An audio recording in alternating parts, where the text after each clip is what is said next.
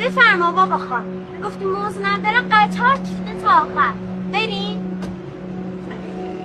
داداش موزاتون چنده؟ دستاش در میاد حدود 250. نه دسته ای نمیخوام، کیلویی میخوام. 150 تومن. باشه دختر قشنگم، رو جمع میگیرم. عوض کباب کردی؟ آره. باشه عزیزم باشه. بدا چه آقا چند کیلو این موزات به ما بده.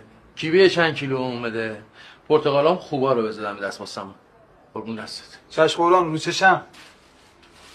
بابا بیا به جای موز خیار برداریم. بابا من از خیار بدم میاد. سردی من میکنه اصلا اینا رنگش هم یکی نیست. امیر خودتی؟ امیر؟ اشتباه گرفتیم. امیر علی بود اسمت چی بود ایلام هستم من محمدم. محمد خیلی نوکرتم چطوری؟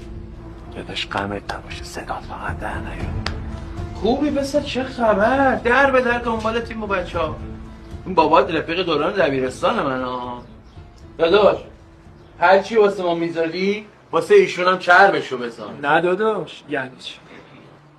بذارم دست توشی بده بابا تو همیشه ما رو مهمون میکردی یه بارم ما بچه دست به جیب و باحالی بود خدمت شما. قربونت برم حساب کردیم حالا دوستان بله خوش اومدید.